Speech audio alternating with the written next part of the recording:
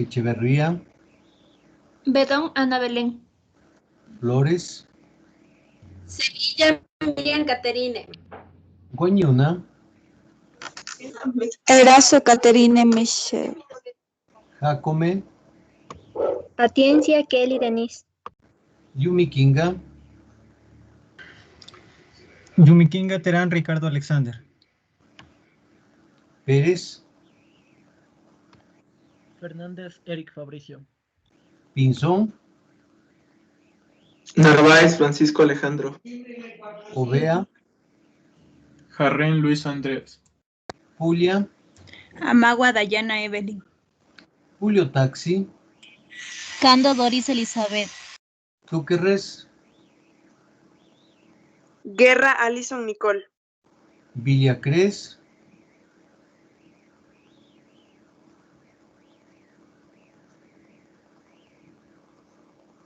segunda llamada, Villacres, falta,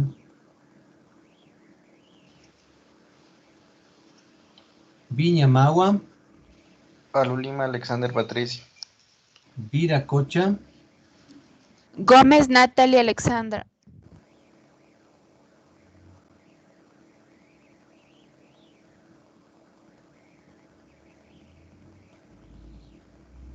Disculpe, economista, buenas noches. ¿con quién hablo? Con Cajamarca, Jocelyn. Cajamarca, dígame el número de su teléfono celular. 0981-065611. Y justificado.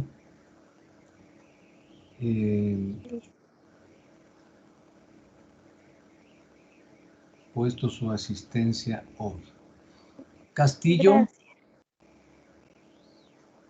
Castillo. Falta.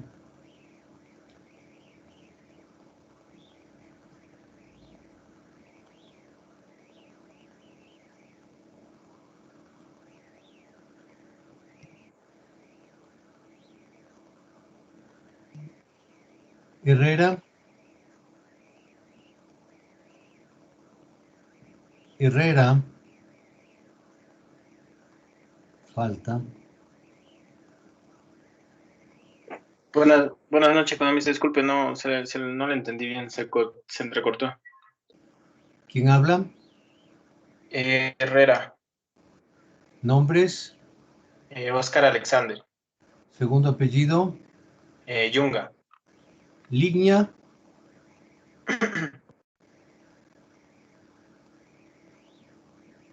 Línea.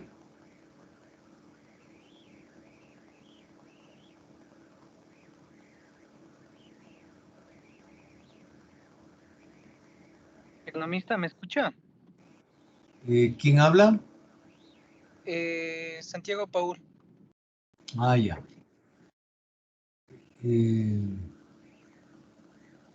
Herrera ya llegó, ¿no? Sí, economista. Sempertegui. Andrea Alejandra, buenas noches. Economista. Buenas noches. Tiene usted varias faltas, señorita Sempertegui. Es una serie candidata para tener problemas para pasar semestre.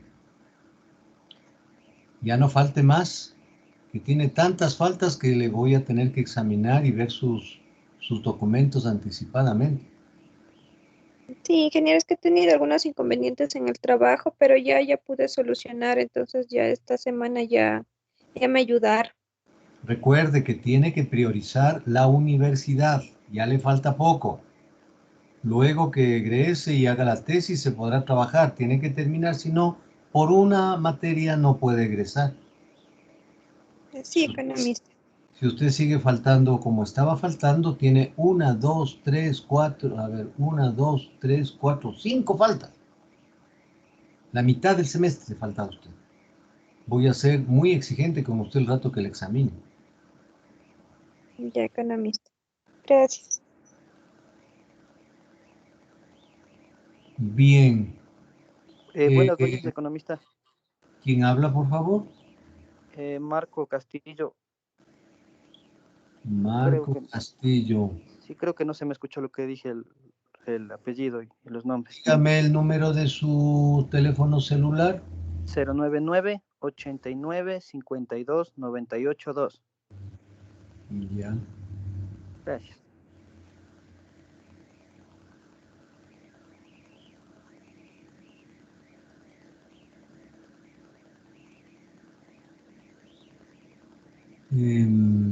La señorita representante del aula. Sí, economista, buenas noches. No le veo.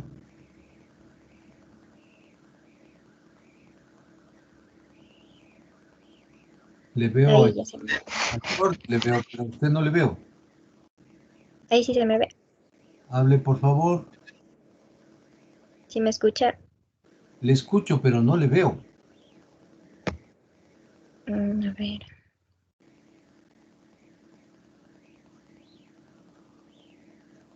Ahí sí se me ve. No todavía. Bueno, le voy a explicar. Le mandé a su correo. Apague una de los dos. Parece que está con mi computadora.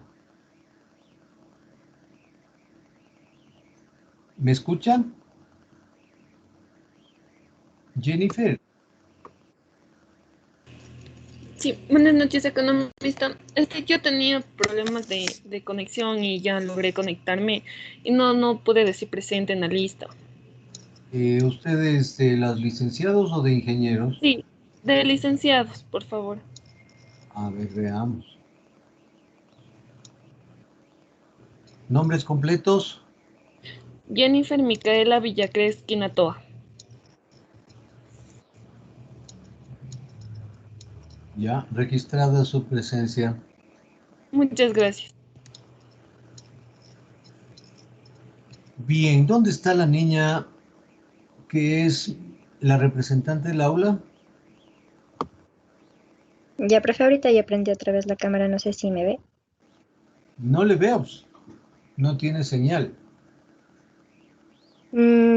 Creo que sí, porque unos compañeros me mandaron que sí se me ve, no sé si es que tal vez es su compu. No. Fallaría del resto de compañeros. Sí se le ve, economista, a la compañera. Pero yo no le veo.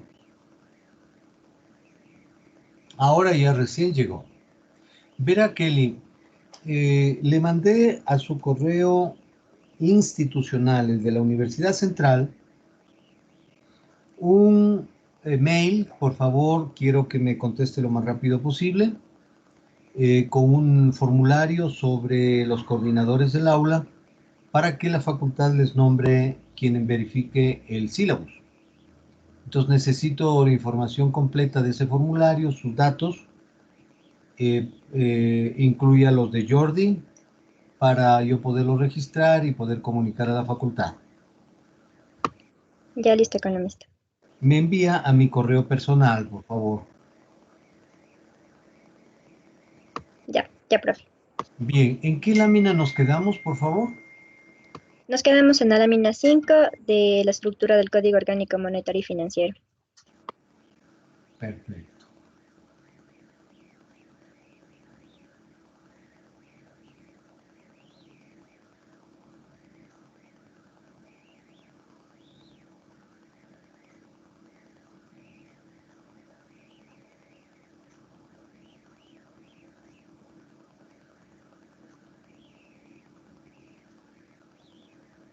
¿Ya lo están mirando?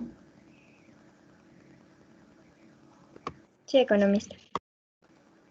Ya vimos la lámina número 5, ¿no es cierto? Sí. Nos vamos a la número 6. Desde aquí tenemos que ver, por favor. Sí, economista, desde ahí. Bien, entonces, como ustedes pueden ver, en el título, en la parte superior, está graficado con color rojo. Es cómo era el sistema financiero nacional antes del 12 de septiembre del 2014, que se emitió en el suplemento número 2 del registro oficial el Código Orgánico Monetario y Financiero. Vamos a comenzar cómo eran la banca pública, la banca estatal, la banca del Estado, que cada una tenía su propia ley antes de la emisión del código. Es así que el Banco Central del Ecuador, que fue fundado el 10 de agosto de 1927, su primer edificio queda frente al museo, a la iglesia de la Compañía, en la García Moreno, a una cuadra de la Plaza de San Francisco. En esa esquina todavía dice Banco Central del Ecuador. Ahora es convertido eso en un museo monetario donde está la historia monetaria del Ecuador. El Banco Central entró en funcionamiento después de un periodo de 7 años de instalación, construcción incluso del edificio que estamos hablando. La Comisión Kemmerer el año pasado cumplió 100 años de haber llegado al Ecuador, presidido por el economista norteamericano, experto en banca y finanzas, el doctor Edwin Kemmerer. El doctor Kemmerer, como ustedes pueden escuchar, su apellido es de origen alemán, experto en mercado monetario, vino presidiendo esa comisión con varios expertos, no solamente al Ecuador, sino también a otros países de Sudamérica, del cono norte de Sudamérica, de la parte norte del cono de Sudamérica. Estuvo en Caracas, Venezuela, en Bogotá, Colombia, en Lima, Perú, Quito, Ecuador, y al final La Paz, Bolivia, en ese tiempo el Alto Perú. Esa ley fue adaptada a la realidad ecuatoriana, pero en su esencia fue traída por la Comisión Kemmerer, que se llamaba la Ley de Régimen Monetario, que creaba la moneda ecuatoriana, denominada el sucre. Otros países, como les conté el día de ayer, le denominaron el peso en oro de los depósitos en metálico, oro y plata. El Banco Central era el núcleo de un pequeño ecosistema financiero ecuatoriano. 4 bancos en Guayaquil, un banco en Cuenca y un banco en Quito.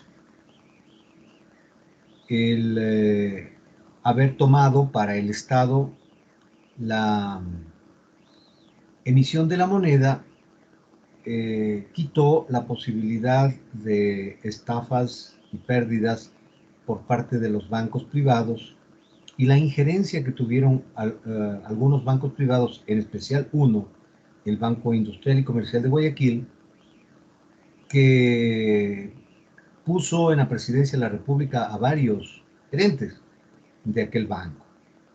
Hoy incluso un banquero de lo que fue antiguamente el Banco Ecuatoriano Italiano, convertido luego en el Banco de Guayaquil, también quiere ser presidente.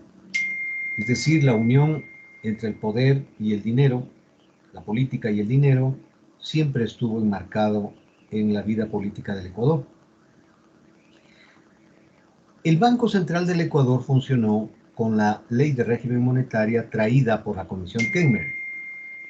Esa ley, bastante bien hecha, tuvo pequeños cambios en la década de los 70, que estábamos con una dictadura militar, en donde se produjeron 2 hechos en los años 70. La primera quiebra del Banco de Guayaquil, que antiguamente les cuento que se llamó Ecuatoriano Italiano, y posteriormente fue reestructurado, y también la quiebra del Banco La Previsora en Guayaquil, de la sección comercial en Quito del Banco La Previsora. Un banquero de nombre Celso Egas fue el causante. Entonces, la dictadura militar tuvo que cambiar unos pocos artículos de esa importante ley para rehabilitar esos bancos. prácticamente fue la misma. Hubo una permanente pugna entre banqueros serranos y banqueros costeños por el control del órgano director, que era la Junta Monetaria en ese momento. Querían estar banqueros de la costa manejando el Banco Central en conjunción con banqueros de la sierra. Esta ley, como les había contado el día de ayer, fue cambiada en su esencia, anticipando e introduciendo un capítulo que era la ley de cambios internacionales, tan necesaria en la vida económica del país, porque los dólares provenientes de la exportación petrolera ya eran parte importante del sistema financiero.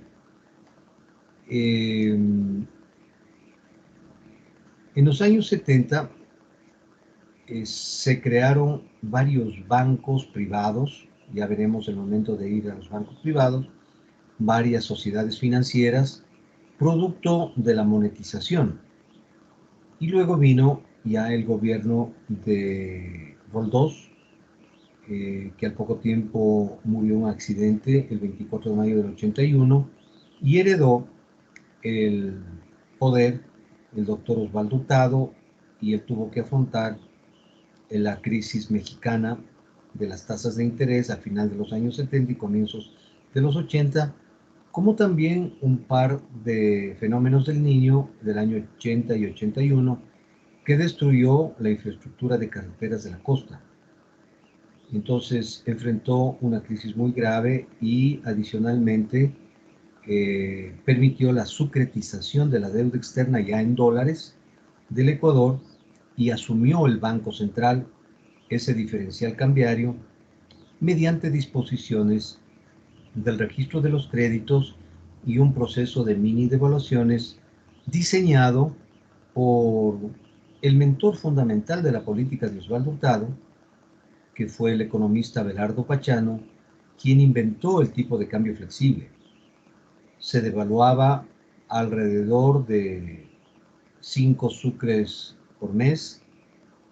En varios semestres se originó un incremento de más o menos 60 sucres por dólar.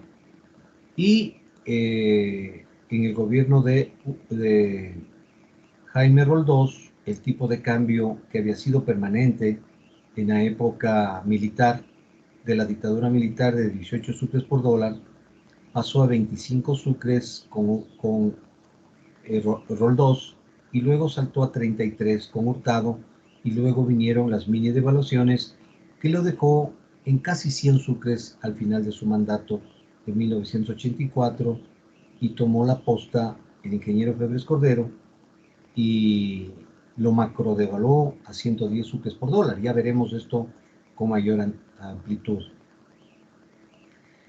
Luego vino, después de Febres Cordero, vino el gobierno del doctor Rodrigo Borja, y al final de la administración del doctor Rodrigo Borja se aprobó una importante reforma a la ley de régimen monetario y le añadió la ley del Banco del Estado, que antes se llamó Banco Ecuatoriano de Desarrollo, el BEDE. Borja lo convirtió en el Banco del Estado conjuntamente con la ley del Banco Central del Ecuador, porque en la Constitución decía que no se pueden tratar dos temas de emergencia económica, sino uno por uno. Entonces lo que hizo es unir Rodrigo Borja y enviar un solo proyecto. Por eso es que la ley de Borja se llamó Ley de Régimen Monetario y Banco del Estado. También se usó como arma política, ya que el Congreso en aquella época le estaba enjuiciando, le enjuició a su ministro de Finanzas, el ingeniero Jorge Gallardo, que hizo la primera reforma tributaria importante del Ecuador. Fue utilizado para que los diputados estén atentos al trámite de esa ley muy larga y con eso protegerle un poco a su ministro. Entonces, hemos visto que el Banco Central toma el control de la emisión monetaria en 1927 y se le consideró al Banco Central como propulsor del desarrollo económico.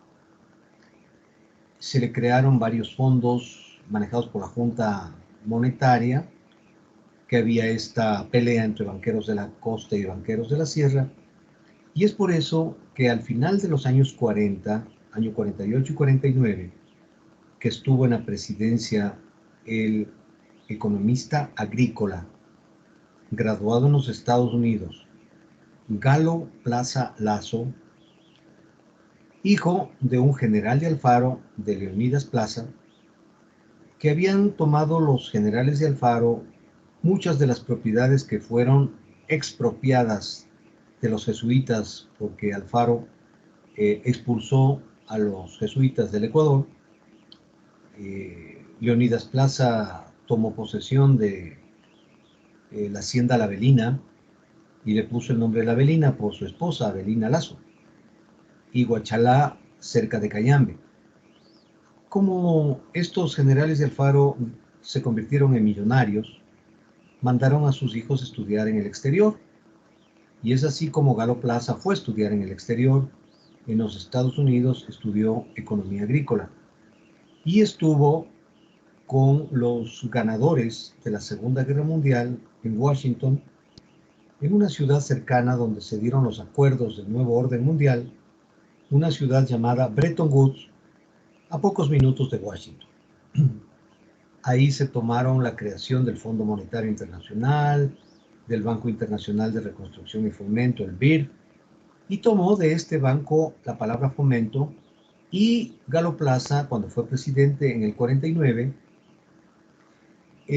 creó los bancos agrícolas provinciales de fomento agrícola, los bancos de fomento agrícola provinciales, y creó también los centros agrícolas cantonales, ya que siempre fue la idea, igual de lo que dice ahora este señor Isidro Romero, guayaquileño, que el Ecuador tiene una vocación agrícola, y ese fue el interés del economista agrícola Galo Plaza para crear los bancos de fomento provinciales, que eran un banco independiente prácticamente en cada provincia del Ecuador.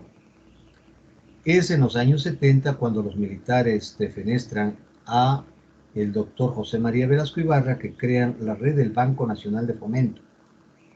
Crean incluso un catálogo unificado.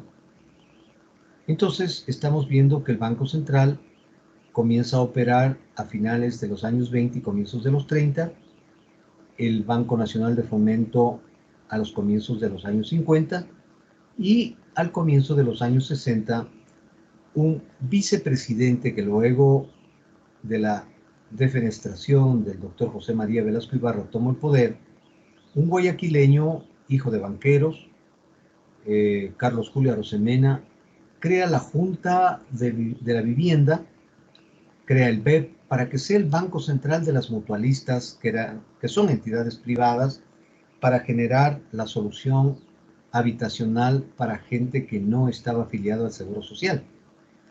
Y expide la ley Banco Ecuatoriano de la Vivienda y Mutualismo, creando esta institución rectora del mutualismo en el Ecuador. En cada provincia se crea una mutualista. En la actualidad apenas hay 4 que han sobrevivido. El resto, como, qué sé yo, mutualista Chimborazo, mutualista Vargas Torres en Esmeraldas, etcétera, se liquidaron. En Guayaquil hubieron 2 mutualistas que quebraron. Una se llamaba Previsión y Seguridad y la otra se llamaba Mutualista Guayaquil. En Quito hubieron 2, asimismo como en Guayaquil.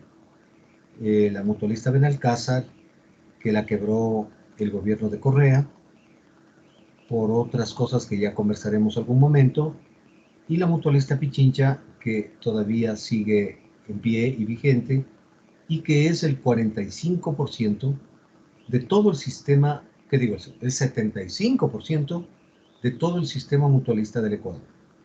Las otras 3 mutualistas, Mutualista Ambato, Mutualista Imbabura y Mutualista Azuay, son apenas el 25%. Son pequeñitas en relación a Mutualista Pichincha. Entonces, el Banco Ecuatoriano de la Vivienda, creada por Carlos Julio Arosemena, creó el sistema mutualista del Ecuador y también propició para que el Ministerio de Bienestar Social empuje el crecimiento de las cooperativas de ahorro y crédito, tanto cooperativas como mutualistas, que tenían sus propios segmentos de atención, aparecieron al final de los años 50 y comienzos de los años 60. Luego de los años 60, casi al final, en el año 69, que estaba en el poder en su último mandato, el presidente Velasco Ibarra, José María Velasco Ibarra, es defenestrado por los militares para cuidar la nueva riqueza petrolera imperante en el oriente y permitió el gobierno del doctor Velasco Ibarra el inicio de la instalación de la industria petrolera. Fue su ministro de Industrias, el jurista ambateño Galo Pico Mantilla, quien como ministro de Velasco autorizó la instalación de las primeras instalaciones petroleras en lo que en ese tiempo en el oriente se llamaba Lago Agrio, hoy Nueva Loja, y la instalación del oleoducto transecuatoriano. Entonces, la industria petrolera a nivel internacional se demoró 4 años en instalar toda la industria petrolera, la refinería de Esmeraldas, el oleoducto y la refinería y los pozos que extraían petróleo en Lago Agrio. Entonces, esa nueva riqueza propició que el sistema financiero crezca de manera enorme y, como lo vamos a ver a continuación en el caso de los bancos, se crearon nuevos bancos en Quito y Guayaquil. En Quito se crearon el Banco Internacional, el Banco La Producción, entre otros, y financieras como Finiber en Quito, Financiera Nacional, Finanza, entre otros. Y en Guayaquil especialmente aparecieron un banco que cambió el sistema informático de los bancos, de un ciudadano de la provincia de Los Ríos, Marcel Añado de Buin, quien estudió en la Universidad Agrícola de Centroamérica, el Zamorano, y creó el Banco del Pacífico. El Banco del Pacífico generó un cambio radical de la banca con la informatización y automatización de los servicios bancarios. En aquella época de los años 70. Y aparecieron también sociedades financieras como Fidesa, Financiera de la República en Guayaquil, Fimasa, Financiera Manaví en Manta, no estuvo en Puerto Viejo, sino en Manta, y adicionalmente Financiera de la Suay, Fidasa en Cuenca.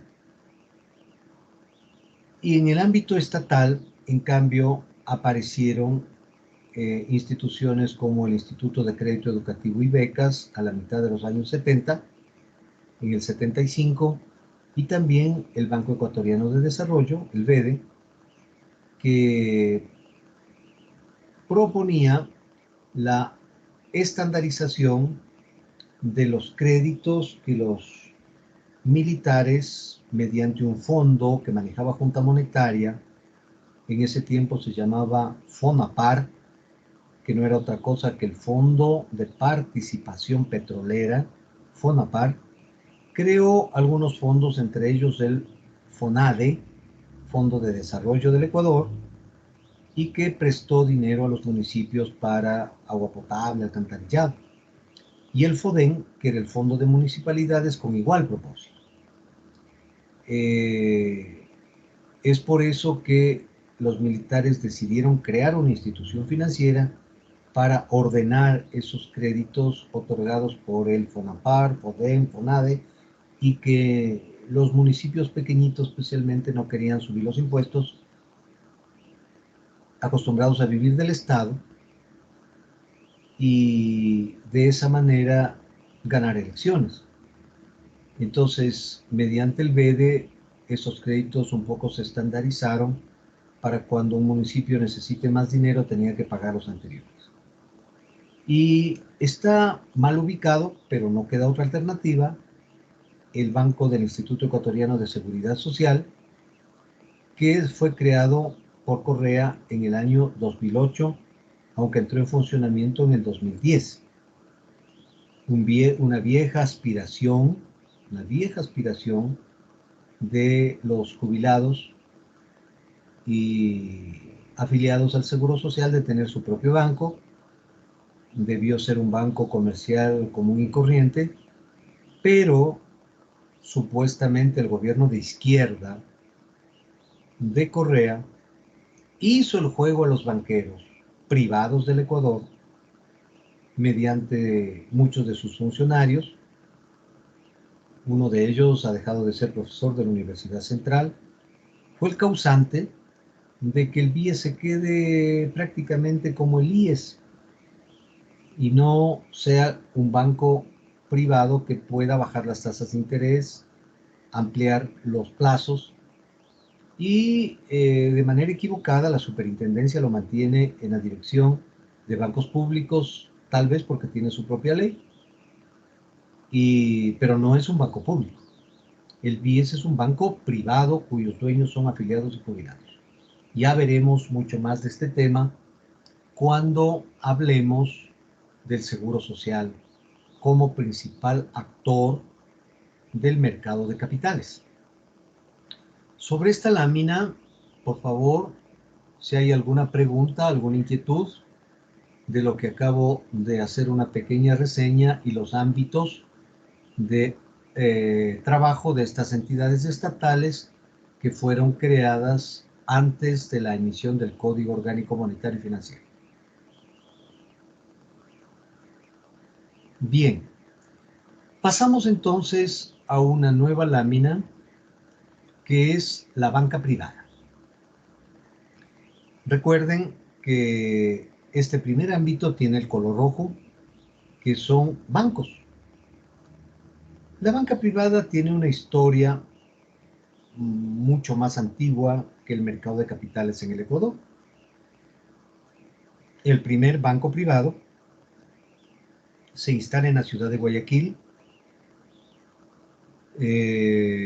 producto del comercio exterior que se involucraba el litoral ecuatoriano mediante la ruta del Canal de Panamá y que venían ya divisas en metálico europeas, norteamericanas, españolas especialmente, y que la gente comenzaba a considerar el dinero como un medio de riqueza, porque la riqueza en ese tiempo era la propiedad de la tierra, la propiedad de las extensiones de tierra que comenzaron a ser manejadas por las dictaduras militares con lo que se conocía como la reforma agraria del Ecuador.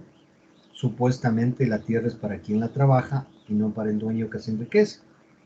Bien, entonces al final del siglo XIX ya funcionaban en Guayaquil 4 bancos. El más importante, como les dije hace un rato, que tuvo que ver muchísimo en la vida política del Ecuador, el Banco Industrial y Comercial de Guayaquil, de la familia Seminario Aspiazo. Esta familia tuvo su origen en Lima, Perú. Vinieron a Guayaquil, muy cercano al puerto del Callao en Lima, a comprar tierras que en ese tiempo eran muy baratas, tanto en la provincia del Guayas como en la provincia de Los Ríos. Y ahí sembraron el cacao de aroma, que era muy apetecido en Europa. La pepa de oro siempre fue de gran calidad y es de origen ecuatoriano-peruano. Estudios antropológicos han determinado que ni siquiera los mexicanos que inventaron el chocolate, así fue el primer nombre del chocolate, el cacao, lo llevaron de Sudamérica. Tanto la grasa de cacao como su jugo producía efectos estimulantes, ¿no?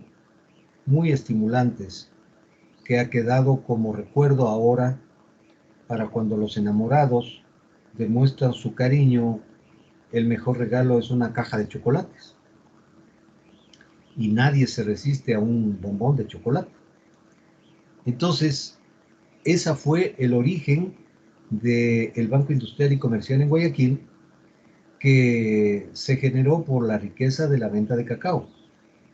Y también el Ecuador, mediante el Canal de Panamá, la cercanía de Guayaquil a Panamá, generaba la venta del palo de balsa, del marfil vegetal, la tagua, y otros productos como el café, que ya tenía cierto prestigio ecuatoriano y que se exportaba a Norteamérica y a Estados Unidos mediante esta vía, y venían una buena cantidad de divisas. El servicio que daban los bancos era de guardar en metálico esas monedas europeas, norteamericanas, españolas, en oro y plata. Y el billete de banco, que era el recibo de ese peso depositado en los bancos, se convirtió luego en el billete de banco. En aquella época, desde 1927, el control de las compañías, incluso el propio Banco Central, fue generado como una compañía, en donde a estos pocos bancos privados se les obligó a comprar acciones tipo B del capital del Banco Central, y el Estado puso la otra mitad, las acciones tipo A, que luego se les devolvió el dinero a los bancos y el Estado asumió todo el capital del Banco Central. Entonces, el propio Banco Central fue una compañía anónima, no se digan los otros bancos. El control lo hacía la propia Superintendencia de Bancos, donde había un departamento que era el control de las compañías. Esas compañías, de acuerdo a la antigua ley de compañías, eran de responsabilidad limitada, sociedades anónimas, en comandita, etcétera, más o menos como es hoy la ley de compañías. Y los militares, con la monetización y la dictadura militar de los años 70, extrajeron de la Superintendencia de Bancos esa dirección de compañías y la convirtieron en la Superintendencia de Compañías para el control de las compañías, entre ellas las bolsas de valores, que en esa época eran compañías anónimas, tanto en Quito como en Guayaquil. Físicamente, la Superintendencia de Bancos estaba en su segundo edificio, en la Alameda, con frente al Parque La Alameda, frente al Observatorio Astronómico, en 10 de agosto y Santa Prisca. Hoy ese edificio Alameda está en propiedad de la Asamblea Nacional, y el edificio de la esquina de Santa Prisca y 10 de agosto, frente a lo que fue el Banco de Fomento, está entregado al Archivo Nacional. Ahí funcionó la Superintendencia de Bancos. El primero fue a 50 metros del Banco Central, frente a lo que fue el seminario de los jesuitas, el Hogar Javier, en García Moreno, en dirección al Arco de la Reina. Ahí fue la primera superintendencia. Al frente, hoy es Radio Municipal, ahí al frente ahora es un hotel de lujo que está en el centro de Quito. Ahí funcionó la primera superintendencia de banco. El segundo edificio, como les digo, fue en Alameda, y controlaba a los bancos como compañías anónimas, y los militares, al crear la Superintendencia de Compañías, la trasladaron al frente, al otro lado del Parque de la Alameda, en la Avenida Gran Colombia, donde funcionaba una oficina comercial en la parte baja, una sociedad comercial que se llamó MM Jaramillo Arteaga, que era una sociedad comercial, porque ahí vendían camionetas, vendían llantas, refrigeradoras, y también cambiaban sucres por dólares. Y luego esas entidades se convirtieron en casas de cambio, luego en sociedades financieras y luego terminaron constituyéndose como bancos.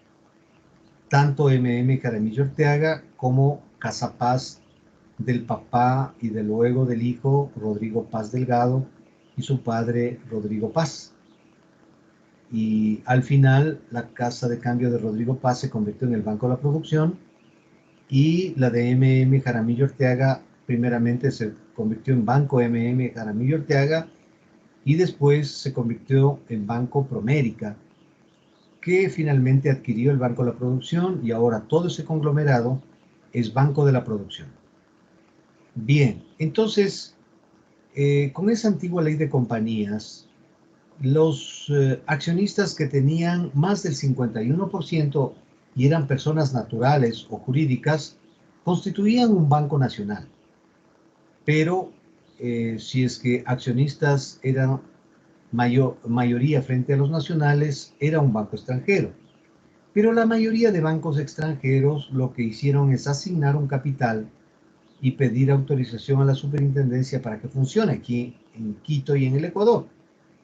Es así que en la década de los 70, de la explosión del sistema financiero, producto de la monetización originaria en explotación petrolera, aquí en Quito estuvieron varios bancos. El más antiguo, que todavía es el único que supervive en el Ecuador, que fue el First National City Bank. Largo el nombre, primer banco de la ciudad, en español, luego convertido en Citibank y actualmente en Citi. Representa los intereses norteamericanos, el único que ha sobrevivido y es un banco netamente empresarial que gestiona todo lo que es la industria petrolera y empresarial. Actualmente Citibank tiene sus oficinas en la avenida República del Salvador y Naciones Unidas, a pocos pasos del centro comercial Quicentro. En ese tiempo de los años 70 hubieron el Banco de América, que funcionaba frente al Banco Central. También había el Banco Holandés Unido, que funcionó 2 cuadras al sur de lo que es el edificio del Seguro Social. Al frente funcionaba la matriz del Banco del Pichincha, y 1 cuadra más al sur, en un edificio esquinero, frente con frente a lo que hoy es la aviación civil, ahí funcionó el Banco Holandés Unido, entre otros bancos. Claro que el banco extranjero más antiguo fue el Banco Ecuatoriano Francés, que funcionó a mediados, en la tercera parte del siglo XIX y comienzos del siglo XX, el Banco Ecuatoriano Francés, que luego se convertiría en Quito en el Banco del Ecuador y luego se convertiría en lo que actualmente es el Banco del Pichincha.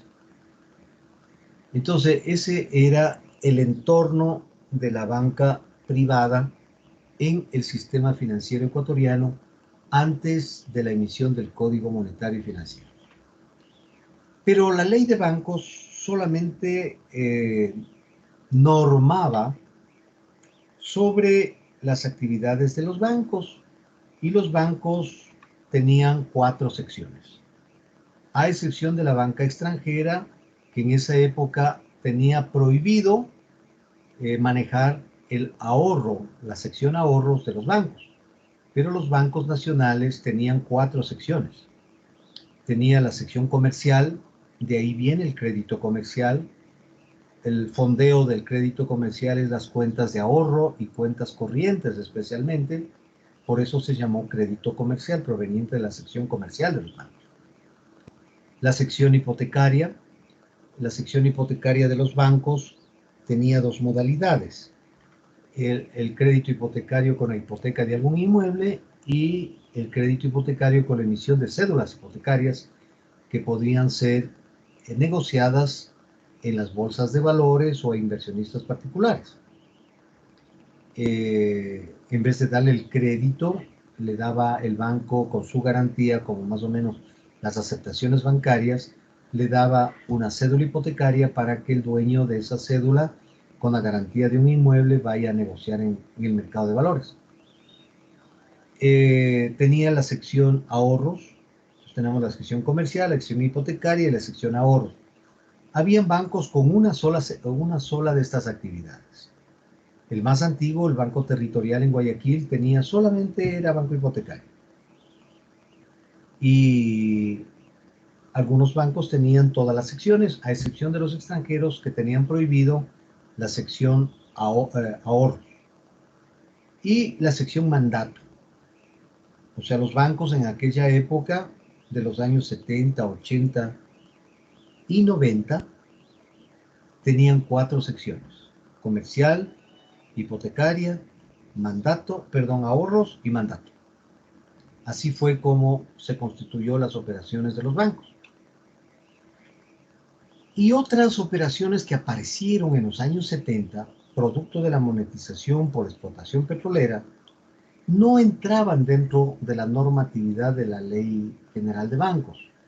Es por eso que el Congreso, en ese tiempo Parlamento, y luego Congreso Nacional, hoy Asamblea Nacional, que en definitiva es lo mismo, sino que el nombre Asamblea lo copió más bien dicho Correa del caso de Venezuela, el nombre Asamblea.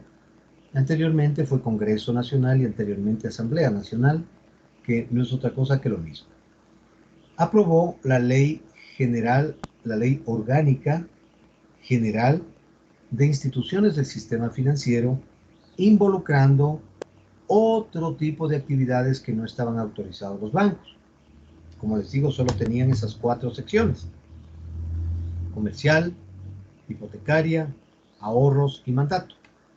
Pero estas operaciones que ya en los años 70 se dinamizaron, el arrendamiento mercantil, conocido como leasing financiero, contabilizado actualmente en el grupo 17 del catálogo de cuentas, el factoring o factor de comercio, tanto nacional con la compra de facturas o internacional con financiamiento para exportaciones, lo hacían las sociedades financieras en función de esa ley, que la corporación financiera y las financieras privadas, la única que funcionó mucho tiempo, como es COFIEC.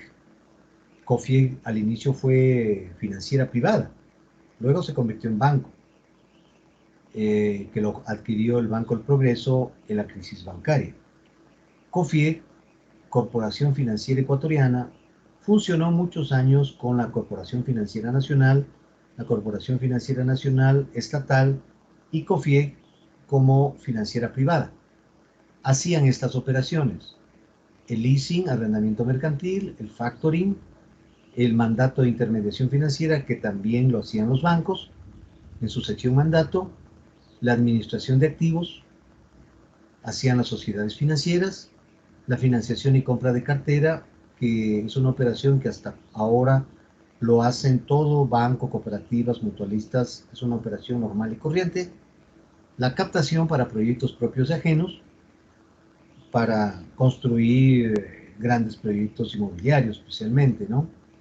El de concesión de garantías, que ahora todos estos, tanto el mandato de intermediación, ahora es un fideicomiso en el mercado de capitales. Administración de activos, ahora es un fideicomiso en el mercado de capitales. Captación para proyectos propios y ajenos, ahora es un fideicomiso en el mercado de capitales. Y concesión de garantías, ahora es un fideicomiso. O sea, como ustedes ven, esto fue sacado del mercado de dinero con el Código Orgánico Monetario y Financiero y trasladado al mercado de valores, al mercado de capitales. Pero en aquella época, desde 1994, en que se elimina la ley de bancos y se crea la ley orgánica de instituciones del sistema financiero, eliminando la ley de bancos y la ley de sociedades financieras, aparece una nueva ley que involucra las operaciones tradicionales de las 4 secciones de los bancos y estas actividades de la media banca privada y media banca estatal. Entonces, cambió radicalmente el sistema financiero a partir de la presidencia de Sixto Durán Ballén, y esas leyes, por ejemplo, emitido en 1993, en mayo del 93, comencemos con mayo del 92, todavía con Rodrigo Borja, la nueva ley de régimen monetario y Banco del Estado. En el 93, la nueva ley de valores, la ley de modernización del Estado y la ley de presupuestos. En el 94, la nueva ley general de instituciones del sistema financiero, y en el 95, la nueva ley de seguros. No me hago problema, solamente digo los años porque por coincidencia siempre se aprobó en mayo del 92, del 93, del 94 y del 95. Es fácil acordarse. Lo más importante es recordar los años. En el 92, nueva ley de régimen monetario y Banco del Estado. 93, nueva ley del mercado de valores que crea el mercado de capitales actual. En el 94, la nueva ley orgánica de instituciones del sistema financiero para los bancos. Y en el 95, la nueva ley de seguros. Es así que en el 96, esta ley orgánica de instituciones del sistema financiero, impulsado en el gobierno de Sixto por su vicepresidente, el economista Alberto Dají Garzosi, vicepresidente de Sixto, es una de las causas en el 96 de la quiebra de un megabanco ecuatoriano. Ese megabanco se llamó Banco Continental, de un grupo de entidades financieras. El Banco Continental tenía Contileasing, que era una empresa, una sociedad financiera para el arrendamiento mercantil. Tenía Contidata, que es una empresa para la informática de los bancos. Tenía una tarjeta de crédito que se llamó Cash, como decir en dinero efectivo en inglés, que se llamó Cajero Sin Horario, Cash. Y también Almaconti, la almacenera Continental, etc. Este grupo financiero en el gobierno de Sixto, que piramidó el capital, quebró y tuvo el Banco Central que auxiliarle, y se generó lo que se llamó los créditos subordinados. En ese tiempo, en altas funciones de la Junta Monetaria, estuvo la hija de un fundador del Partido Conservador Ecuatoriano, el coronel Armijos. Estuvo la economista Ana Lucía Armijos, que fue la que propició el tema de la capitalización del Banco Continental con lo que se llamó los créditos subordinados. Subordinados a que si el Continental no pagaba, el banco pasaba a propiedad del Banco Central. Entonces, luego, doña Ana Lucía Armijos fue enjuiciada y luego pasó a ser representante de la Asociación de Bancos Privados. Esa fue la primera clarinada. Entonces tuvimos, previo a la crisis del 98, 2 crisis bancarias anteriores. Una en 1988, finalizado el gobierno del ingeniero Félix Cordero y comienzos del gobierno de Rodrigo Borja, la quiebra de las financieras. La quiebra de las sociedades financieras, de cuyas historia hablaremos la próxima semana. Y luego, en el 96, es decir, 8 años después, la quiebra del Banco Continental.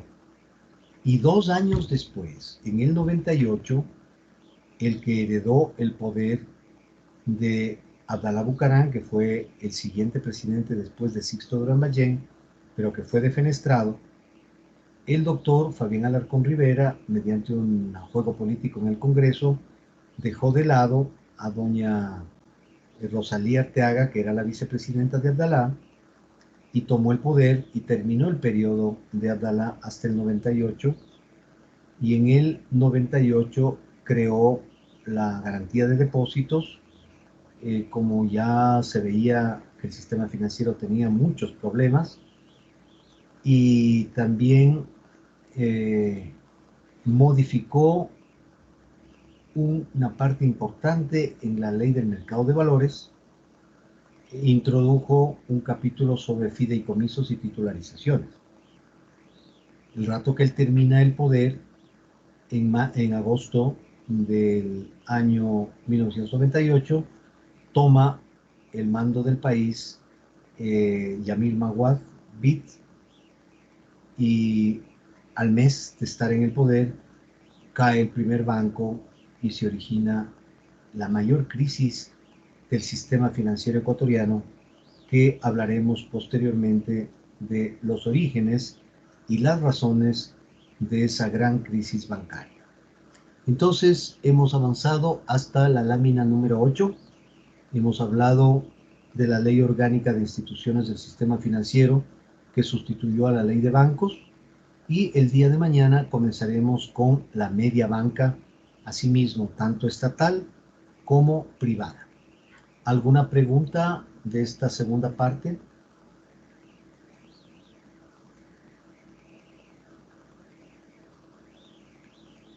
¿Algún comentario?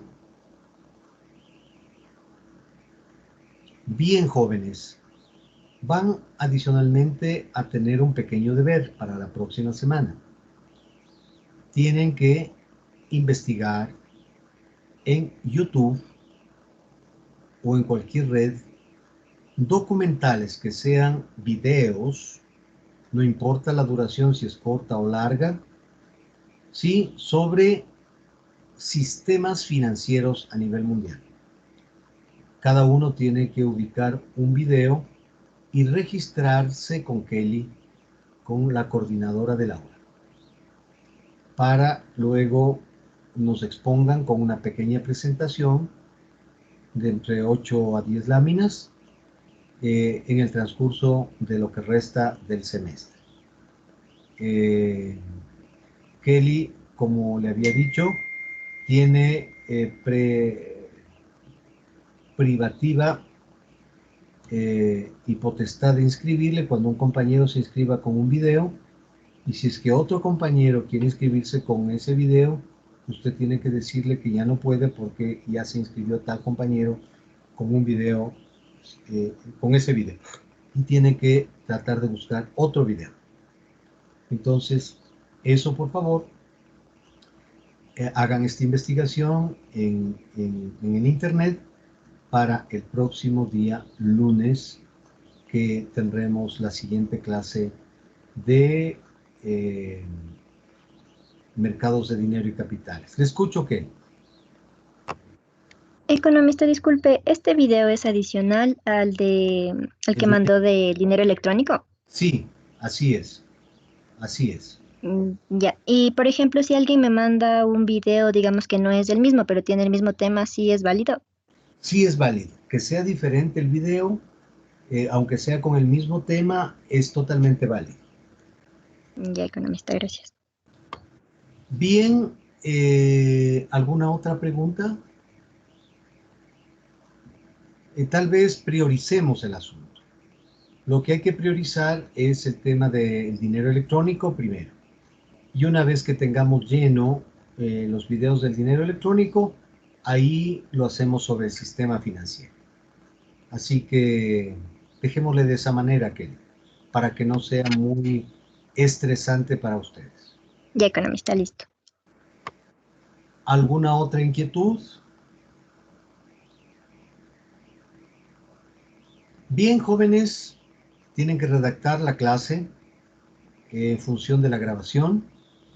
Recuerden que sobre esto no hay ningún libro, a excepción del mío, pero que está agotado y que tengo que volverlo a reeditar. Así que tienen que estos apuntes redactarlo de la manera más amplia y detallada, de acuerdo a las explicaciones que les he dado en clases. Que pasen bien hasta el día lunes.